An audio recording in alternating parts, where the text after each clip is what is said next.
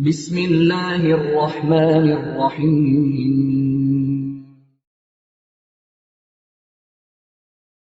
Assalamu alaikum wa rahmatullahi wa barakatuh. Since September 2019, the Islamic Education Trust Human Welfare Department has positively touched over 6,500 lives through its intervention program, the food aid program, the financial aid program, Qurbani meat distribution during Eid al-Adha, Widows Empowerment Program, the Orphan Care Program, and the Tree Planting Program. For this good work to continue and be sustained, we need your continuous support. Jazakumullahu khairan as we look forward to your generous donation. Wassalamu alaikum wa rahmatullahi wa barakatuh.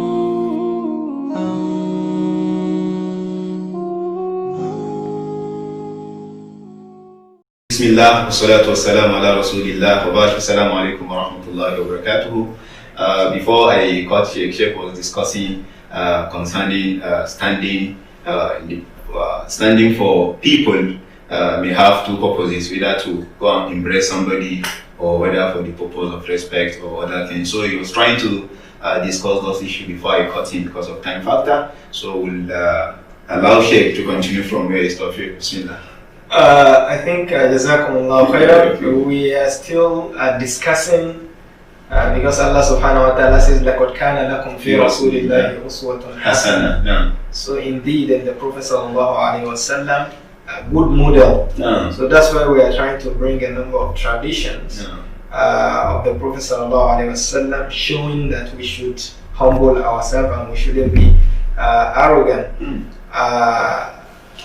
And even before that, looking at a number of verses of the Quran, you see Allah subhanahu wa ta'ala also in Surah Luqman. Allah subhanahu wa ta'ala, when the Luqman was admonishing his son, say, لا تمشي في الأرض واقصد في مشيك واغضض من صوتك إن أنكر الأصوات لصوت الحمير. This is also part of it. When you see somebody, on the hearts moving and bouncing, it's a sign of arrogance. So you can see Luqman admonishing his son. And Allah subhanahu wa ta'ala also, is encouraging us to be moderate, like in the way we do things. And then the Prophet sallallahu alaihi wasallam himself, as I said, we have some sunan qawliya, that is a verbal sunan of the traditions that show that the Prophet ﷺ encouraged humbleness. And we have some sunan fi'liya, that is actions of the Prophet ﷺ, showing that Prophet didn't just advise, he himself, you can see it in him.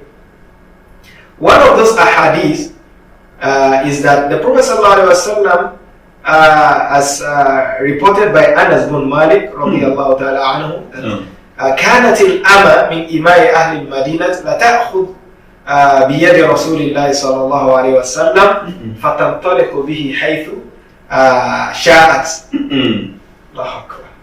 The Prophet صلى الله عليه وسلم, according to Anas, in Medina, he says some slave girls, slave girls, some little girls, sometimes some of them will go and hold the Prophet's hand, slave. And they will hold the Prophet's hand and be going to wherever they like, as if they are playing with, let's say, the chief, like the head of state. They will move it around. Hey, the Prophet just humble, himself to everybody, not only to his companions, but even slaves. And the Prophet ﷺ, there is also a hadith that he says, "Akulu kama yakulu al-abd, wa ajlis kama yajlis al-abd, fa innama ana bashar." I'm also a servant, one of the servants of Allah. The way you eat, I also eat. The way you sit, I always know any difference between me and you. I sit the way you sit, I eat the way you eat. In fact, he sleeps the way other people sleep, on the mat. That even when somebody came from a village one day looking for the Prophet ﷺ, and he came to Medina asking, where is your Prophet? Asking companions, and they he didn't know that the Prophet was even there under the tree, sitting and Allah sleeping. Akbar. And he saw the Prophet on the mat, and even you can see the mark, of the mat, on his side. And that one was wondering, what kind of head is this? Like our own leaders, and all that. And before you even get access to them, like it's not going to be easy. So he was so surprised. That should show to us that the Prophet ﷺ humbled himself, because this is a virtue. And the Prophet ﷺ, one of the things that also shows his humbleness is also when the angel, Allah subhanahu wa ta'ala sent angel to him to ask the Prophet to give him this option of becoming either Malik and Nabiyyan, to become like a king, a prophet who is going to, rule people like a king, like Sulaiman, or to choose to be Nabiyyan Abdan, just a servant, a prophet. He said he asked this question 3 times, and the Prophet ﷺ ikhtara an yakuna Nabiyyan Abdan. And he preferred to just be an ordinary person, servant. Not somebody that before people see they have to. Of course, this one we are not saying because of security and things change due to time and a lot of circumstances. It doesn't mean that a leader shouldn't be protected. You know that there are a lot of evil surrounding him, of course. But why I say he should humble himself. So these are some of the ahadith. Even there is another one in Musnad Ahmad that shows that the Prophet ﷺ كان يخيط ثوبه بنفسه. الله. يخيط ثوبه بنفسه ويفعل ما يفعله الرجال. That the Prophet ﷺ even he used to stitch his clothes by himself. Stitch clothes by himself. And he used to do what? He used to do what people, also ordinary people, do. And he used to be in mihnat ahlihi. He used to help his wives in some, things in the house. If some people, even somebody who is not a leader, just a common leader of housing, and like, God forbid, I cannot do. The Prophet ﷺ used to do that. This also an indication that the Prophet ﷺ humbled himself. And the best way to teach people as a leader is by practice. Leadership by example. Allah subhanahu wa ta'ala also says in another surah, وَعِبَادُ الرَّحْمَنِ الَّذِينَ يَمْشُونَ عَلَى الْأَرْضِ هَوْنًا وَإِذَا خَاطَبَهُمُ الْجَاهِلُونَ قَالُوا سَلَامًا. Allah subhanahu wa ta'ala describing virtues and characteristics or features of عباد الرحمن, that is servant of Allah subhanahu wa ta'ala. Allah says وعباد الرحمن, our servants الذين يمشون على الأرض هونا, they are those who when they walk on the surface of the earth يمشون هونا, in tranquility, in sakina.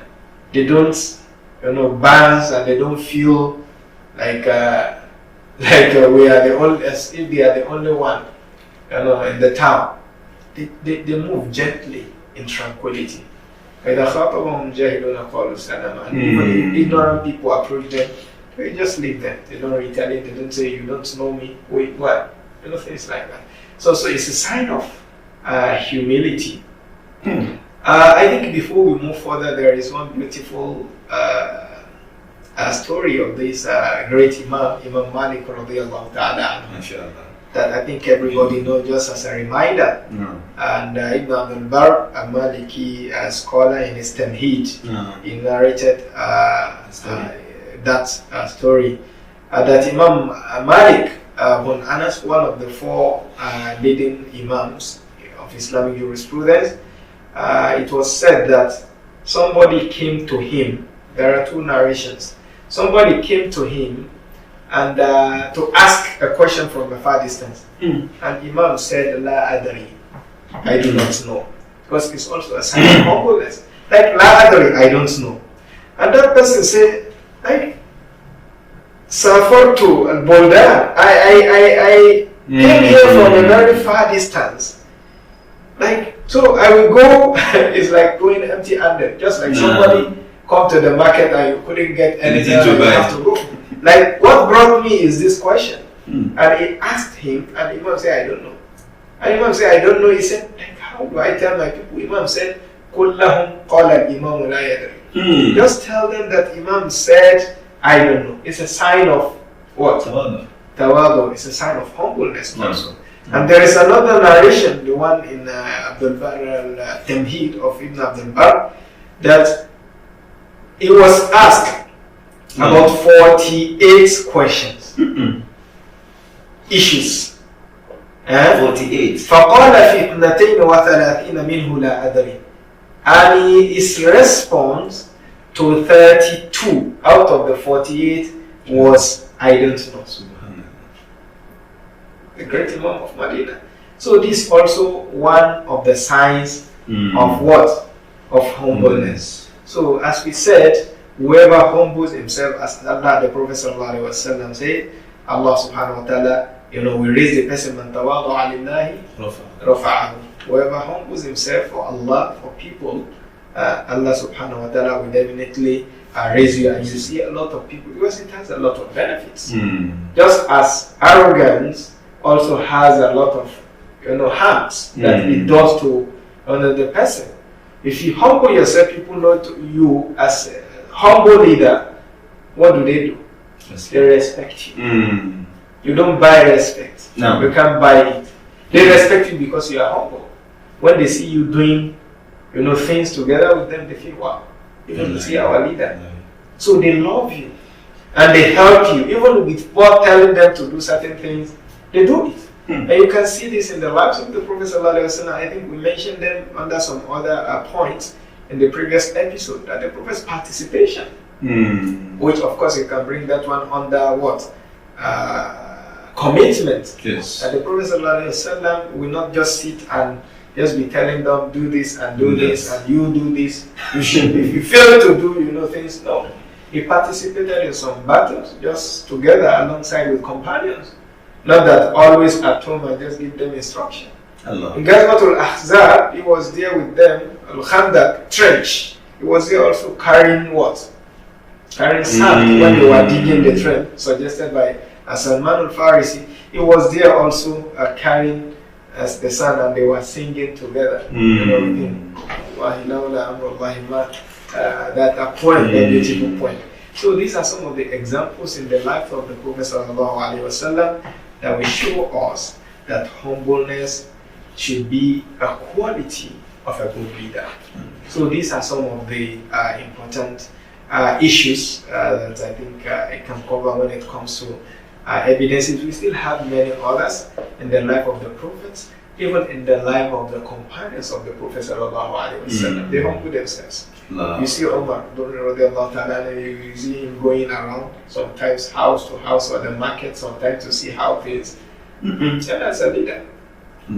See Abu Bakr, whenever an issue is brought to him, okay, I don't know, he will acknowledge.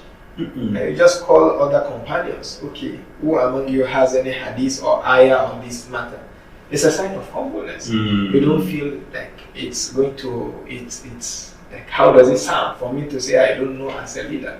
You don't know, say I don't know. It's a sign of humbleness. So we have a lot of some of these.